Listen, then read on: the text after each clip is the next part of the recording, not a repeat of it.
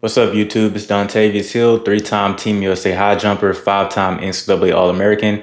And today I wanted to talk about online coaching versus social media and what the difference is and how, these two concepts can truly make a really big difference in your high jump development as an athlete, or if you're a parent, the high jump development of your athlete, right? So let's start by talking about what you do not get um, as a high jumper or as a parent slash coach on social media when you're out trying to, let's say, find things that can help your athlete get better, or just explore the world of track and field or high jump in general, right?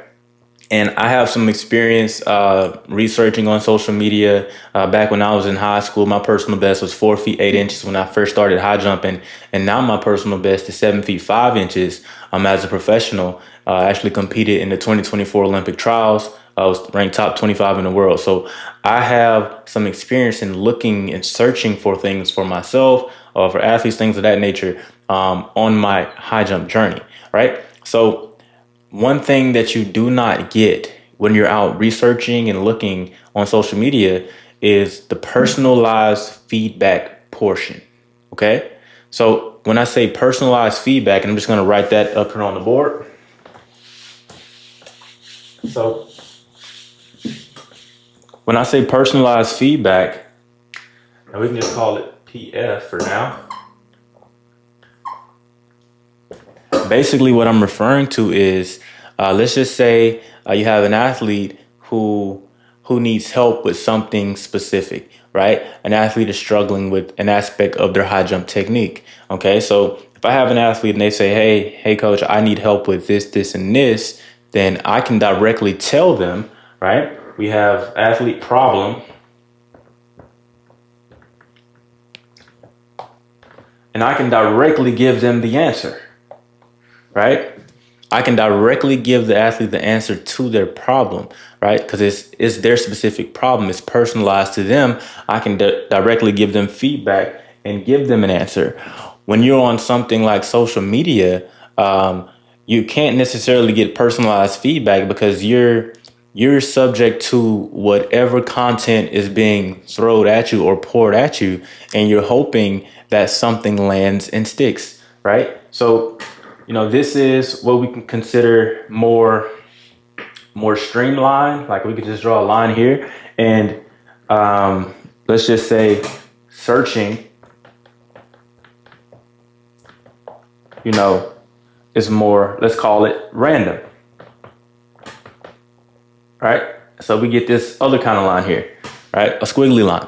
And that is a part of why, okay, an athlete who is getting actual coaching is going to have a much better experience and thrive and make better progress because they're actually getting their needs met. Okay. The difference is not that an athlete or someone else who is researching online or different things, is not that they're not necessarily, learning from it, is that they're not getting their specific needs met. And the thing is, right, every athlete is different. So every athlete is different.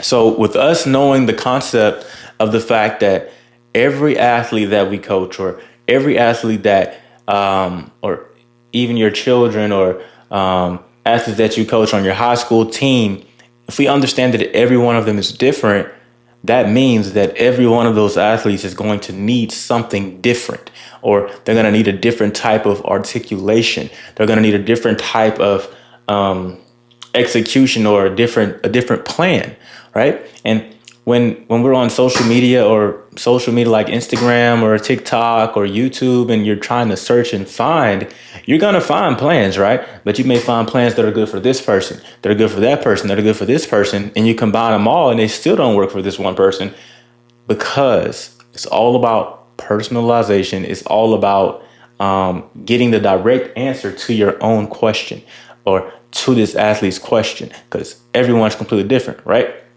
So let's kind of get back into another point that I want to mention in regards to the difference between online coaching and social media.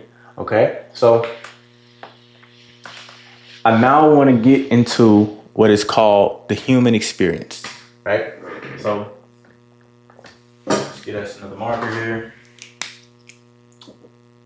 Go here. So basically, guys, it's called a human XP, like a video game, right? Human experience. And the reason why human experience is important is because it is a proven thing that, you know, when an athlete or when a high jumper can connect with, you know, their actual coach or the person that is coaching them, they're going to have a better experience. They're going to be able to improve better.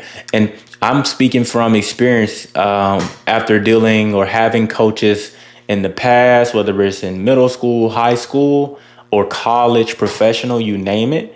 Whether that's from being on my high school teams to being on Team USA, I've had coaches that I loved, and I've had coaches that I couldn't really relate to, or coaches that I couldn't connect with, who couldn't get those dots to connect for me and allow me to succeed, right? And to draw that out and what that would look like when we think about the human experience, right? Let's say we have our coach, well, we have our parent first, right? We'll just say parent.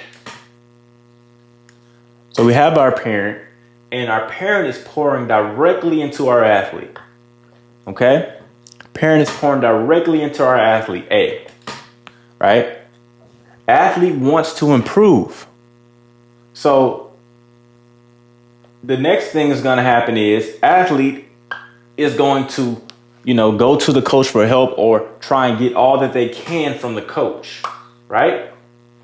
And if we have a good human experience, or we have a coach who can connect with our athlete, or a coach who can, you know, really drive into that athlete or make them understand the aspects of high jump or technique or mindset, you name it, this is when you get success, right? And I'm just going to write success like this. So PACS. So you got parents, athlete, coach, success. It's a clear line. It's easy, right? Now the difference is when you have a parent, then you have an athlete, and then you have a coach who cannot connect with your athlete. This is when we get here and we get a failure, right? So as you can see, the only common denominator here was the coach. That's what changed the end result. You can have the parent who pours into the athlete. You can have the athlete who wants to improve and get better, who goes to their coach for help. But then when we get to coach, depending on what kind of connection the athlete can have with the coach, what kind of human experience they can have, will determine whether they can succeed or fail. And I'm telling you from experience and from athletes that I've dealt with, things that I've seen. And the thing is, guys, when we're dealing with online or when we're dealing with social media,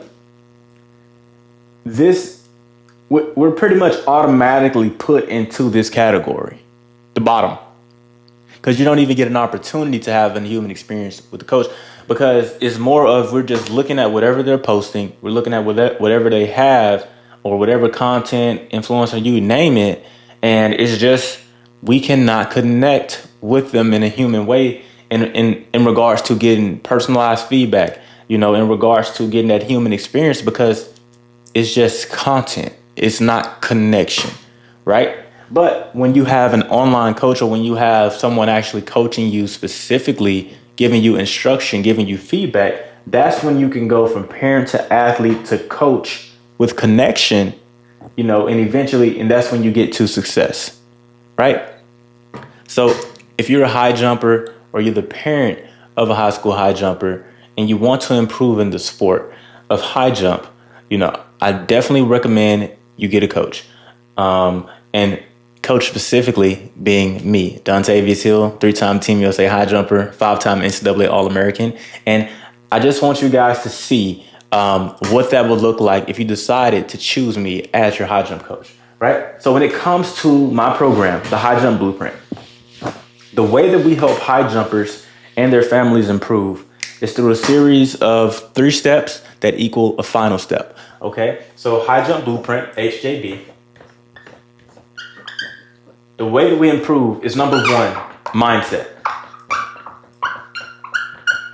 Mindset is our first tool that we use to help our athletes get better in the sport and help them develop, discipline, preparation, things of that nature. Number 2, high jump. So we help our athletes improve technically in the sport of high jump so that they can be able to get higher bars without needing to, get extremely strong in the weight room or, do something drastic. It's literally technical, and you can add 2, 3, 4 inches on your high jump just from fixing your technique if I'm allowed to help you, right? And number 3, training. So training plan. So our athletes get strong, but not unnecessarily strong.